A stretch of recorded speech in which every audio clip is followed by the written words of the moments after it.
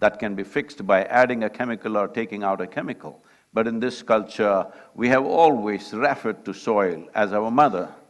We cannot have an inert mother, we cannot have a dead mother. We need a living mother which will spawn generation after generation. It is not out of our bodies the future generations come. It is from the soil body that the future generations come and thrive. Unfortunately, we have brought that to a certain threat, but fortunately, we are in that cusp of time that if we act now in a determined way, it does not take any rocket science to fix this, nor does it take enormous amount of financial outlays. It just needs the right direction and a committed and approach, a resolute approach towards the solution. We can walk out of it, especially in our country, where 60% of our population still engaged in agricultural activity. And with a history of over 12,000 years of agricultural history in this country, where organized agriculture has been happening for over 12,000 years. But for 12,000 years, we managed our soils well. Only in the last 45 years this has happened, simply because probably the fear of famines of 1940s, the hangover of the 1940s debilitating famines, we took emergency steps to mitigate that. Well, it worked in many ways, because India's average life expectancy in 1947 was 28 years. That means almost none of us have a right to exist right now by those standards. But today we have reached towards 74 or 75 years, which is a significant achievement for any nation. We have gotten here, but the steps that we took as a bridge, as an emergency step to cross over these famine-like situations, we should have rolled it back at some point. Unfortunately, we went at the same speed on the emergency scale and we have caused a certain amount of damage. It's very much possible to turn this around. And from my conversations with the Prime Minister, we know this concern is deep-rooted in his heart. It is just that we have to, as citizens of this nation, it is important you stand up and support a possibility, because these are steps which will take 10, 15, 20 years maybe to turn around fully. So when a government has to take long-term steps like this, without the support of the democratic citizens, there is no way no nation can take such steps, because government's terms are usually 5 years in this country. So 5-year term and 20-year policy is a little bit of a difficulty for various reasons. So it is very important people stand up and support this. This is not a protest, this is not an agitation, this is not an expression of anger or resentment. This is an expression of our love and responsibility for the life that we are, and the life that's around us, and the life that should be beyond us. This is very, very important. Right now, what we are threatening is the future generations. Every responsible scientist in the world is pointing out, in about 60 years' time, 90% of the world's soil will be degraded. And that is not a welcome prediction. Definitely this can be turned around with the necessary policies, and it does not need enormous outlays. It needs focus, it needs resolute action, which I'm sure in this day and age, India is very much capable under the able leadership that we have, that we are competent enough to take these steps.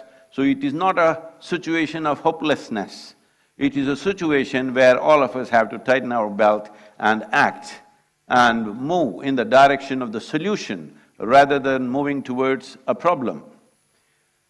Apart from this, in the world what I have seen is, wherever I traveled in the last 2.5, 3 years' time, meeting many people, environmental ministers, agriculture ministers and various bureaucrats, everybody knows the problem. Everybody generally knows what is the solution. So what I grasped from this was, everybody knows the problem, everybody knows the solution, but they're just waiting for an idiot to bell the cat. So here I am, I thought.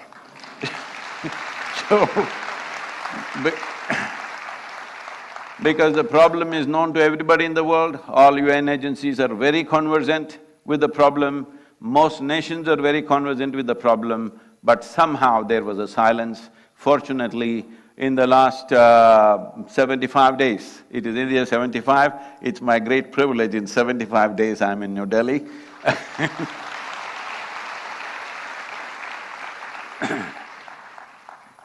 In the last 75 days, 74 nations have come on board for safe soil policy. 2.4 billion people have expressed their concern for soil, which has been never before.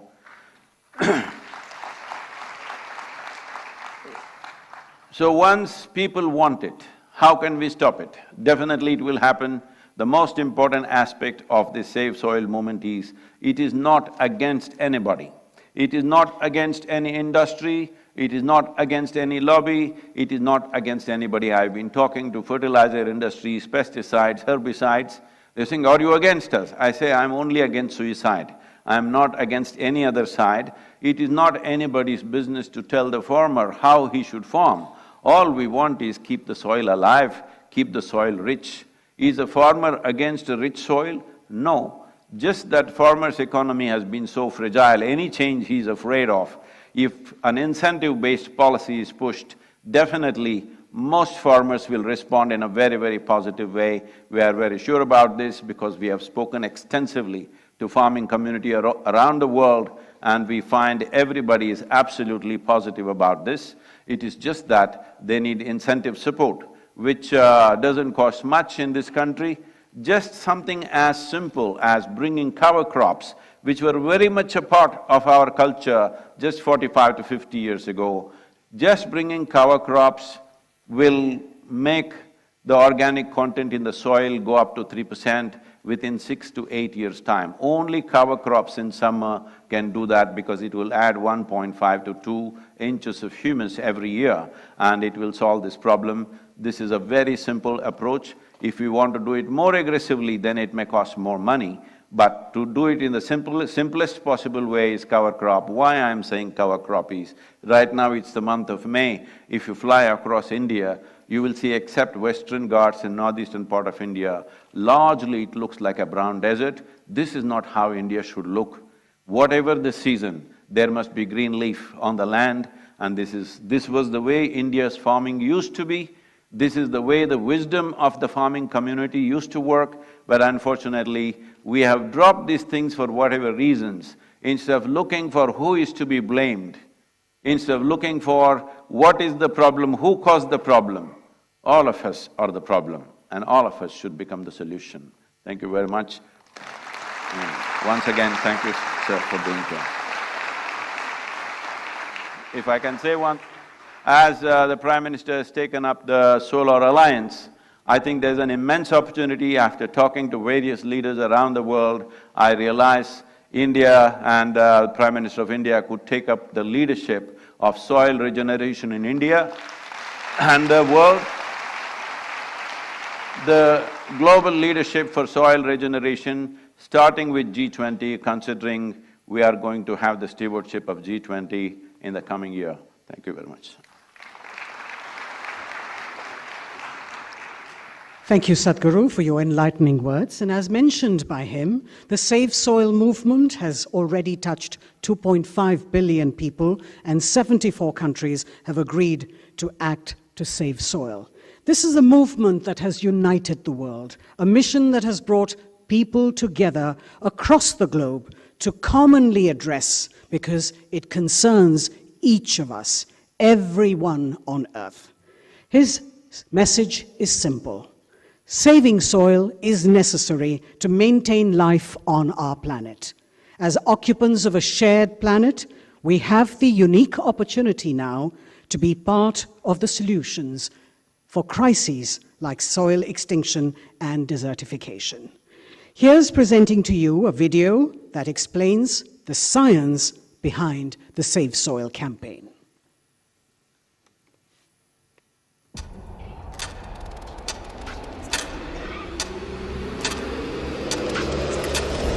What we are facing now is soil extinction. In most countries, more than 50% of the topsoil is already gone. Every responsible scientist in the world is clearly saying by 2045, we will be producing 40% less food. 300,000 farmers committed suicide. What else does it take to stir your humanity? UNFAO is saying the food that we are eating belongs to the unborn child. Eating away the food of that life is the worst possible way to live, isn't it? It is agreed by all scientific communities, minimum 3% organic content is essential to keep the organisms fed in the soil. So this is what we must aim at, an incentive-based policy where if you get the land to 3% organic content, you will get a certain amount of incentive.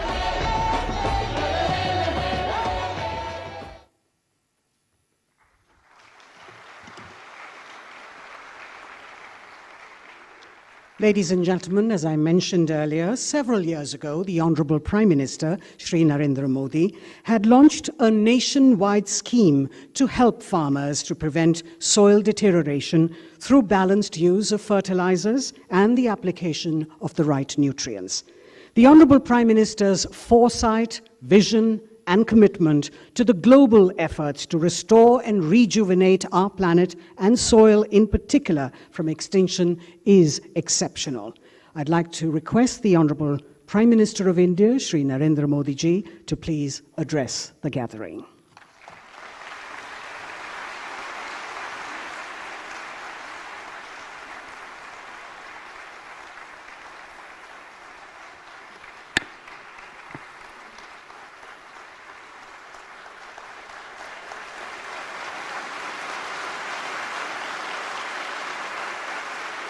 नमस्कार। आप सभी को, पूरे विश्व को विश्व पर्यावरण दिवस की बहुत बहुत शुभकामनाएं।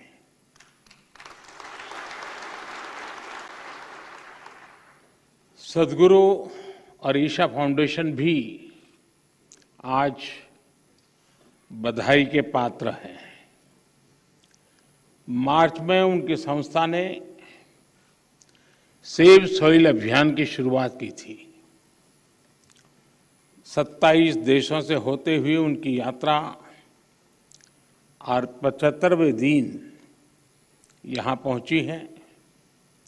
आज जब देश अपनी आजादी के 75वें वर्ष का पर्व मना रहा है, इस अमृत काल में नए संकल्प ले रहा है, तो इस तरह के जन अभियान बहुत अहम हो जाते हैं। साथियों, मुझे संतोष है कि देश में पिछले 8 साल में जो योजनाएं चल रही हैं, जो भी प्रोग्राम चल रहे हैं, सभी में किसी न किसी रूप से पर्यावरण संरक्षण का आग्रह है। स्वच्छ भारत मिशन हो या वेस्ट टू वेल्थ से जुड़े कार्यक्रम, अमृत मिशन के तहत शहरों में आधुनिक सीवेज ट्रीटमेंट प्लांट्स का निर्माण हो या फिर सिंगल यूज प्लास्टिक से मुक्ति का अभियान,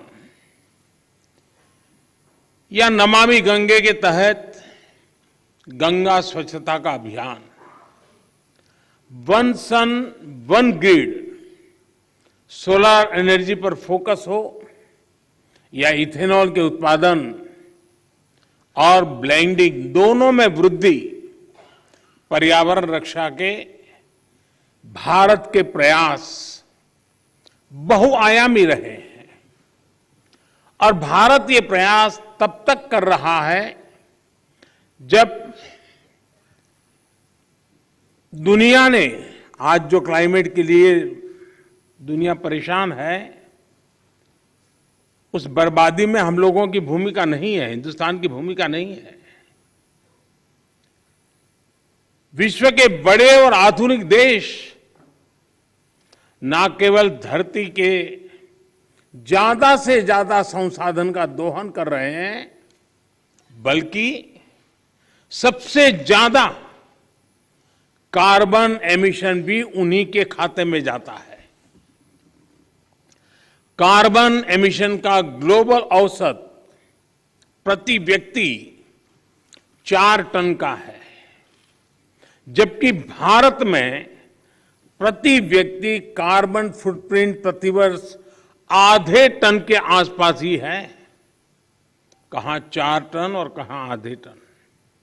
बावजूद इसके भारत पर्यावरण की दिशा में एक होलिस्टिक अप्रोच के साथ न केवल देश के भीतर बल्कि वैश्विक समुदाय के साथ भी जुड़ करके काम कर रहा है। अंतर्राष्ट्रीय स्तर पर भारत ने coalition for disaster resilient infrastructure CDRI और जैसे अभी सदगुरु जी ने कहा इंटरनेशनल सोलर अलायंस ISA के निर्माण का नेतृत्व किया है। पिछले वर्ष भारत ने यह भी संकल्प लिया है कि भारत 2070 तक नेट जीरो का लक्ष्य हासिल करेगा।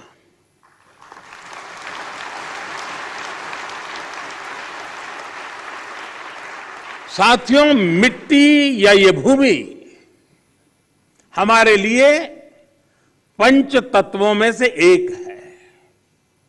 हम माटी को गर्व के साथ अपने माथे से लगाते हैं, इसी में गिरते हुए खेलते हुए हम बड़े होते हैं। माटी के सम्मान में कोई कमी नहीं है, माटी की अहमियत को समझने में कोई कमी नहीं है। कमी इस बात को स्वीकारने में है कि मानव जाति जो कर रही है उससे मिट्टी को कितना नुकसान हो रहा है, उसकी समझ का एक गैप रह गया है। और अभी सदगुरु जी कह रहे थे कि सबको पता है समस्या क्या है। हम लोग जब छोटे थे तो सिलेबस में किताब में एक पाठ्यक्रम के में एक पाठ पढ़ाया जाता था। गुजराती में मैंने पढ़ा है, बाकियों ने अपनी भाषा में पढ़ा हो शायद। कहीं रास्ते पर एक पत्थर पड़ा था, लोग जा रहे थे, कोई गुस्सा कर रहा था, कोई उस पर लात मार देता था। सब कहते थे देखिए किसने पत्थर रखा, कहाँ से पत्थर आया, देख समझते नहीं वगैरह। लेकिन कोई उसको उठा करके साइड में नहीं रखता था। एक सज्जन निकले, उनको लगा कि चलो भाई सदगुरु जैसा कोई आ गया होगा।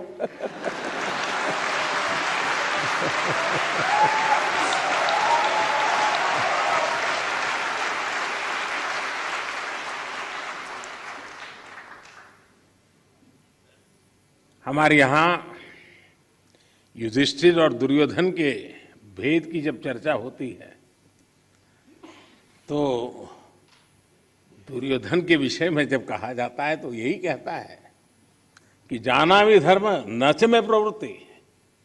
मैं धर्म को जानता हूं लेकिन मेरी प्रवृत्ति नहीं, मैं नहीं कर सकता हूं। सत्य क्या है मुझे मालूम है, लेकिन मैं उस रास्ते पर नहीं चल सकता हूं। तो समाज में जब ऐसी प्रवृत्ति बढ़ जाती है तो ऐसा संकट आता है तो एक सामूहिक अभियान से समस्याओं के समाधान के लिए रास्ते खोजने होते हैं। मुझे खुशी है कि बीते 8 वर्षों में देश ने मिट्टी को जीवंत बनाए रखने के लिए निरंतर काम किया है।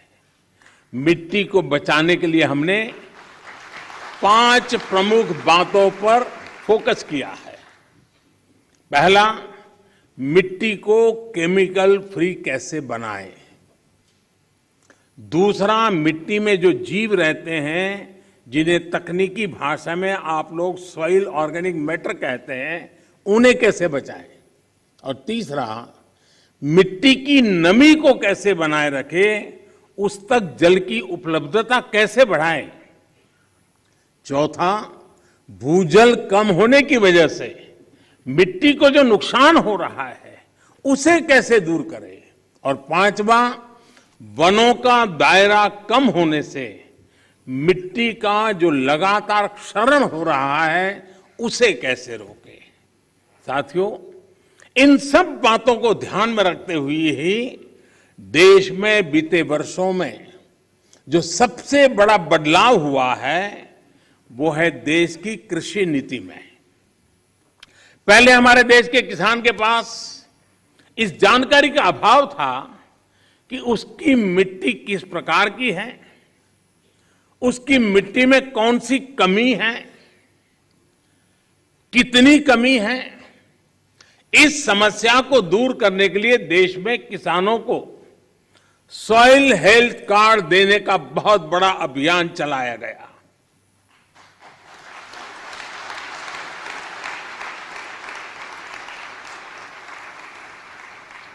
अगर हम किसी को मनुष्य को हेल्थ कार्ड दें ना, तो भी अखबार में हेडलाइन बन जाएगी कि मोदी सरकार ने कुछ अच्छा काम किया। ये देश ऐसा है जो सॉइल हेल्थ कार्ड दे रहा है, लेकिन मीडिया की नजर अभी कम है।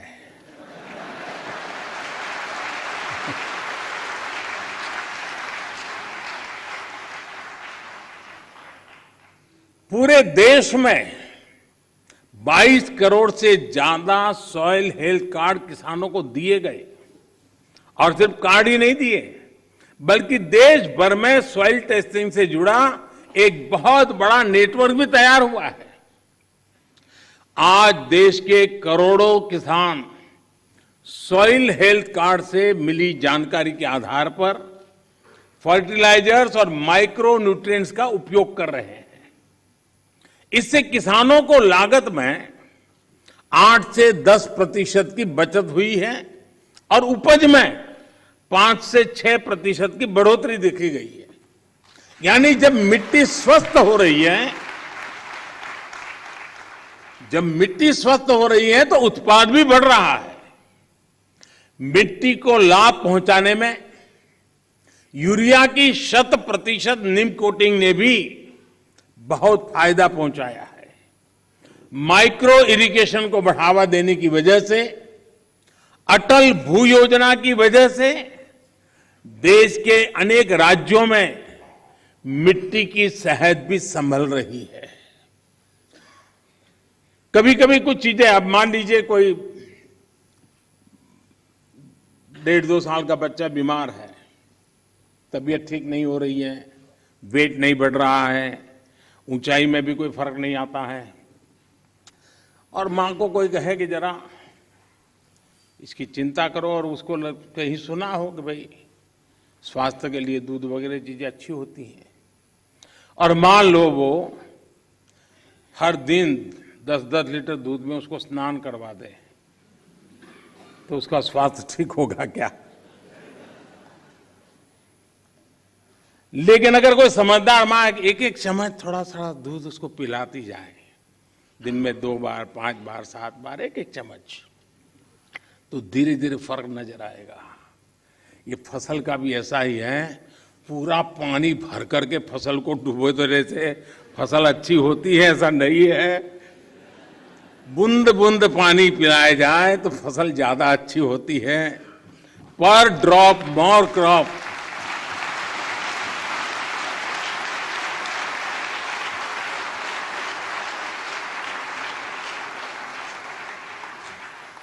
अनपढ़ मां भी अपने बच्चे को 10 लीटर दूध से नहलाती नहीं है, लेकिन पढ़े लिखे हम लोग पूरा खेत पानी से भर देते हैं। खैर, इन सारी चीजों में बदलाव लाने के लिए कोशिश करते रहना है। हम कैच द रेन जैसे अभियानों के माध्यम से जल संरक्षण से देश के जन जन को जोड़ने का प्रयास कर रहे हैं। इस साल मार्च में ही देश में 13 बड़ी नदियों के संरक्षण का अभियान भी शुरू हुआ है। इसमें पानी के प्रदूषण कम करने के साथ साथ नदियों के किनारे वन लगाने का भी काम किया जा रहा है, और अनुमान है कि इससे भारत के फॉरेस्ट कवर में 7,400 स्क्वायर किलोमीटर से ज्यादा की बढ़ोतरी होगी। बीते 8 वर्षों में भारत ने अपना जो फॉरेस्ट कवर 20,000 स्क्वायर किलोमीटर से ज्यादा बढ़ाया है, उसमें ये और मदद करेगा। साथियों, भारत आज बायोडायवर्सिटी और वाइल्ड लाइफ से जुड़ी जिन नीतियों पर चल रहा है, उसने वन्य जीवों की संख्या में भी रिकॉर्ड वृद्धि की है। आज चाहे टाइगर हो, लायन हो, लेपर्ड हो या फिर एलिफेंट, सभी की संख्या देश में बढ़ रही है। साथियों, देश में ये भी पहली बार हुआ है जब हमारे गांव और शहर को स्वच्छ बनाने, ईंधन में आत्मनिर्भरता, किसानों को अतिरिक्त आय और मिट्टी के स्वाद के अभियान को हमने एक साथ जोड़ा है। गोवर्धन योजना ऐसा ही एक प्रयास है। और जब मैं गोवर्धन योजना बोलता हूं तो कुछ सेक्युलर लोगों को सवाल उठेगा कि ये कौन सा गोवर्धन ले आया है। वो परेशान हो जाएंगे।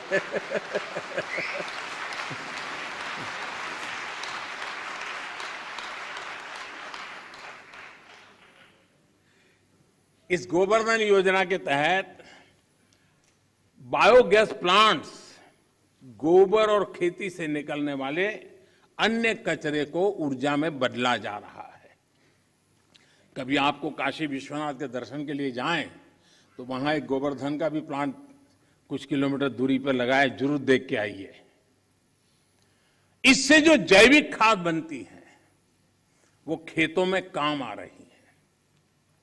मिट्टी पर अतिरिक्त दबाव बनाए बिना हम पर्याप्त उत्पादन कर सके, इसके लिए बीते 7-8 सालों में 1600 से ज्यादा नई वैरायटी के बीज भी किसानों को उपलब्ध कराए गए हैं। साथियों, नेचुरल फार्मिंग में भी हमारी आज की चुनौतियों के लिए एक बहुत बड़ा समाधान है। इस साल के बजट में हमने तय किया है कि गंगा के किनारे बसे गांवों में नेचुरल फार्मिंग को प्रोत्साहित करेंगे। नेचुरल फार्मिंग का एक विशाल कॉरिडोर बनाएंगे। हमारे देश में इंडस्ट्रियल कॉरिडोर हमने सुना है, डिफेंस कॉरिडोर हमने सुना है। हमने एक नया प्रारंभ किया है गंगा के तट पर एग्रीकल्चर कॉरिडोर का, नेचुरल फार्मिंग का। इससे हमारे खेत तो केमिकल फ्री होंगे ही, नमामि गंगे अभियान को भी नया बल मिलेगा। भारत वर्ष 2030 तक 26 मिलियन हेक्टेयर बंजर जमीन को रिस्टोर करने के लक्ष्य पर भी काम कर रहा है। साथियों, पर्यावरण की रक्षा के लिए आज भारत नए इनोवेशंस, प्रो एनवायरमेंट टेक्नोलॉजी पर लगातार जोर दे रहा है। आप सभी ये जानते हैं कि प्रदूषण कम करने के लिए हम BS5 नॉर्म पर नहीं आए, बल्कि BS4 से सीधे BS6 पर हम जंप लगा दिया। हमने जो देश भर में LED बल्ब देने के लिए उजाला योजना चलाई, उसकी वजह से सालाना लगभग 40 मिलियन टन कार्बन एमिशन कम हो रहा है। सिर्फ लट्टू के बदलने से घर में अगर सब लोग जुड़ जाएं, सबका प्रयास कितना बड़ा परिणाम लाता है। भारत फॉसिल फ्यूल पर अपनी निर्भरता को कम से कम करने का प्रयास कर रहा है। हमारी ऊर्जा जरूरतें रिन्यूएबल सोर्सेज से पूरी हो, इसके लिए हम तेजी से बड़े लक्ष्यों पर काम कर रहे हैं। हमने अपनी इंस्टॉल्ड पावर जनरेशन कैपेसिटी का 40% non fossil fuel based sources से हासिल करने का लक्ष्य तय किया था। ये लक्ष्य भारत ने तय समय से 9 साल पहले ही हासिल कर लिया है।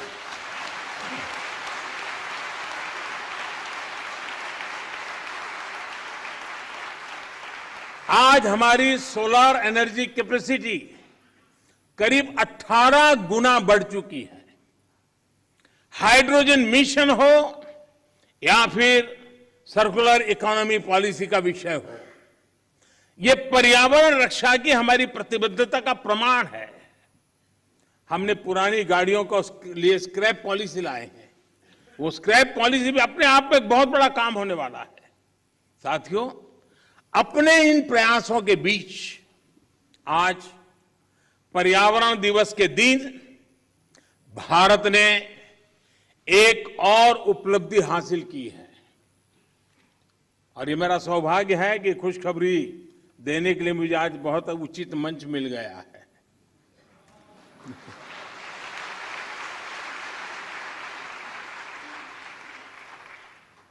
भारत की परंपरा रही है कि जो यात्रा करके आता है उसको छूते हैं तो आधा पुण्य आपको मिल जाता है।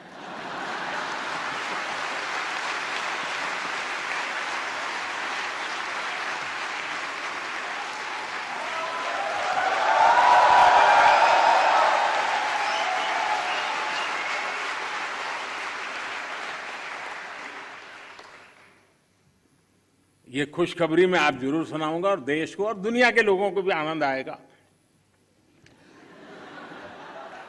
हाँ, कुछ लोग आनंद ही ले सकते हैं।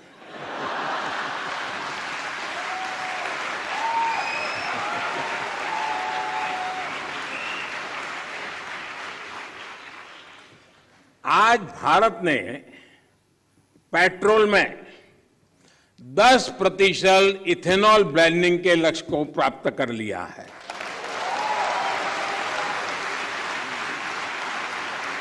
आपको ये जानकर भी गर्व की अनुभूति होगी कि भारत इस लक्ष्य पर तय समय से 5 महीने पहले पहुंच गया है।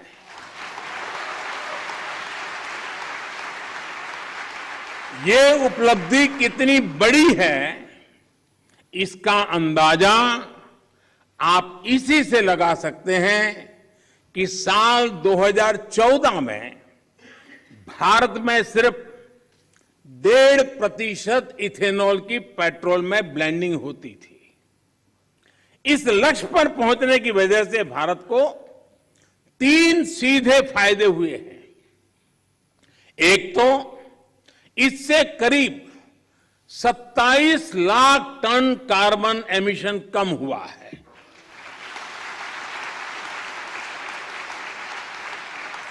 दूसरा, भारत को 41,000 करोड़ रुपए से ज्यादा की विदेशी मुद्रा की बचत हुई है।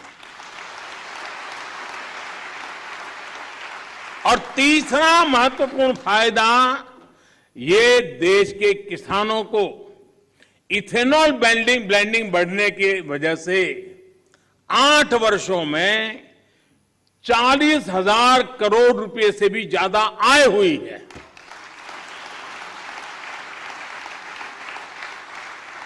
मैं देश के लोगों को, देश के किसानों को, देश की ऑयल कंपनियों को इस उपलब्धि के लिए बधाई देता हूं। साथियों, देश आज जिस पीएम नेशनल गति शक्ति मास्टर प्लान पर काम कर रहा है, वो भी पर्यावरण रक्षा में अहम भूमिका निभाएगा। गति शक्ति की वजह से देश में लॉजिस्टिक सिस्टम्स आधुनिक होगा, ट्रांसपोर्ट सिस्टम मजबूत होगा। इससे प्रदूषण कम करने में बहुत मदद मिलेगी। देश में मल्टी मॉडल कनेक्टिविटी हो, 100 से ज्यादा नए वाटर वे के लिए काम हो, ये सभी पर्यावरण की रक्षा और क्लाइमेट चेंज की चुनौती से निपटने में भारत की मदद करेंगे। साथियों, भारत के इन प्रयासों, इन अभियानों का एक और पक्ष है जिसकी चर्चा बहुत कम होती है। ये पक्ष है ग्रीन जॉब्स। भारत जिस प्रकार पर्यावरण हित में फैसले ले रहा है, उन्हें तेजी से लागू कर रहा है, वो बड़ी संख्या में ग्रीन जॉब के अवसर भी बना रहे हैं। ये भी एक अध्ययन का विषय है कि जिसके बारे में सोचा जाना चाहिए। साथियों, पर्यावरण की रक्षा के लिए, धरती की रक्षा के लिए, मिट्टी की रक्षा के लिए जन चेतना जितनी ज्यादा बढ़ेगी, उतना ही बेहतर परिणाम मिलेगा। मेरा देश और देश की सभी सरकारों से, सभी स्थानीय निकायों से, सभी स्वयंसेवी संस्थाओं से आग्रह है कि अपने प्रयासों में स्कूल कॉलेजेस को जोड़िए, एनएसएस एनसीसी को जोड़िए। आजादी के अमृत महोत्सव में जल संरक्षण से जुड़ा एक आग्रह और भी करना चाहता हूं। अगले साल 15 अगस्त तक देश के हर जिले में कम से कम एक जिले में, हर जिले में कम से कम 75 अमृत सरोवर के निर्माण का काम आज देश में चल रहा है। 50,000 से ज्यादा अमृत सरोवर आने वाली पीढ़ियों के लिए वाटर सिक्योरिटी सुनिश्चित करने में मदद करेंगे। ये अमृत सरोवर अपने आसपास मिट्टी में नमी को बढ़ाएंगे, वाटर टेबल को नीचे जाने से रोकेंगे और इनसे बायोडायवर्सिटी भी इंप्रूव होगी। इस विराट संकल्प में आप सभी की भागीदारी कैसे बढ़ेगी, इस पर जरूर विचार हम सब एक नागरिक के नाते करें। साथियों, पर्यावरण की सुरक्षा और तेज विकास सभी के प्रयासों से संपूर्णता की अप्रोच से ही संभव है। इसमें हमारी लाइफस्टाइल की क्या भूमिका है, हमें कैसे उसे बदलना है, इसे लेकर मैं आज शाम को एक कार्यक्रम में बात करने वाला हूं, विस्तार से कहने वाला हूं, क्योंकि वो अंतर्राष्ट्रीय मंच पर मेरा कार्यक्रम है। Lifestyle for the environment, mission life. इस शताब्दी की तस्वीर, इस शताब्दी में धरती का भाग्य बदलने वाला एक मिशन का आरंभ। ये P3 यानी प्रो प्लेनेट पीपल मूवमेंट होगा। आज शाम को लाइफस्टाइल फॉर द एनवायरमेंट के ग्लोबल कॉल फॉर एक्शन का लॉन्च हो रहा है। मेरा आग्रह है कि पर्यावरण की रक्षा के लिए सचेत हर व्यक्ति को इससे जरूर जुड़ना चाहिए, वरना हम एसी भी चलाएंगे और रजाई भी उड़ेंगे और फिर पर्यावरण के सेमिनार में बढ़िया भाषण भी देंगे। साथियों, आप सभी मानवता की बहुत बड़ी सेवा कर रहे हैं। आपको सिद्धि मिले।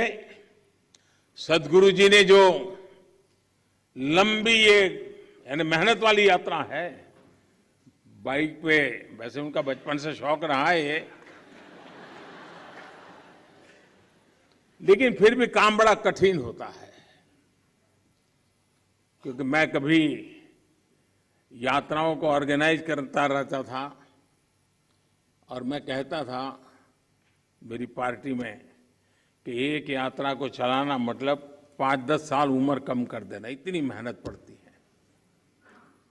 सदगुरु जी ने यात्रा की, अपने आप में बहुत बड़ा काम किया है और मुझे पक्का विश्वास है कि दुनिया को मिट्टी के प्रति स्नेह तो पैदा हुआ ही होगा, लेकिन भारत की मिट्टी की ताकत का भी परिचय मिला होगा।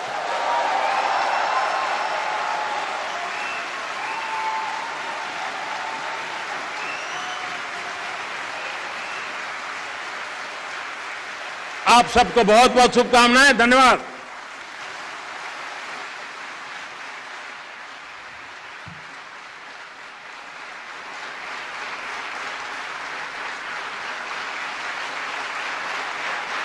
this one. Thank you, Prime Minister, sir. Thank you, Prime Minister, sir, for your words of wholehearted support, encouragement and guidance. As we conclude, may I request Sadhguru to please give thanks. Well, because the Prime Minister is on stage, I've been trying to deliver a serious talk, but he's stealing the stage with all his humor. So, whether we want to ensure food security for the nation, enhance farmers' income, enhance biodiversity, bring back aliveness into our soil, safe soil is very important. We beseech the Prime Minister to take dynamic steps in this direction. He's already narrated many things. We are willing to work with him in required ministries to take this ahead. Thank you very much, sir, for being here today. Thank you, Sadhguru and Prime Minister, sir, for your vision and foresight. Please remain in your places, ladies and gentlemen, as the Prime Minister and Sadhguru leave the hall.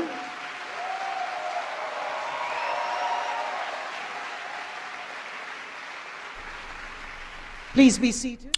तो अभी आप ये विज्ञान भवन से सीधी तस्वीर देख रहे थे, जहां प्रधानमंत्री नरेंद्र मोदी मिट्टी बचाओ आंदोलन के एक विशेष कार्यक्रम को संबोधित कर रहे थे। बहुत सारी अहम बातें इस कार्यक्रम के जरिए प्रधानमंत्री ने कही। उन्होंने एक बहुत बड़ी घोषणा ये की कि 27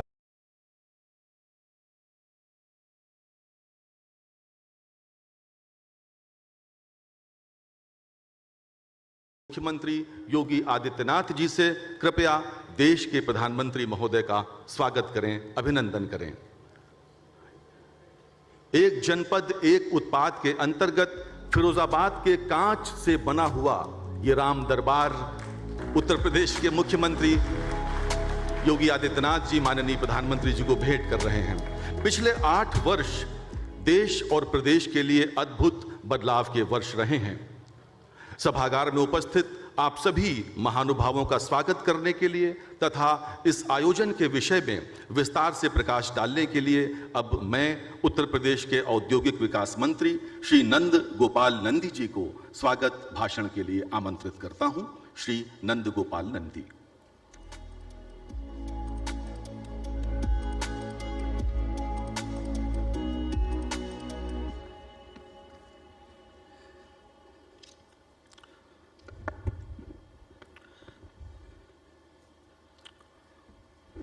आज की इस ग्राउंड ब्रेकिंग सेरेमनी में मुख्य अतिथि के रूप में उपस्थित हिंदुस्तान के 130 करोड़ लोगों के दिलों पर राज करने वाले विश्व के सबसे लोकप्रिय शक्तिशाली नेता, हम सबके अगुआ आदरणीय प्रधानमंत्री श्री नरेंद्र मोदी जी का मैं उत्तर प्रदेश की 25 करोड़ जनता की ओर से हार्दिक स्वागत और अभिनंदन करता हूं।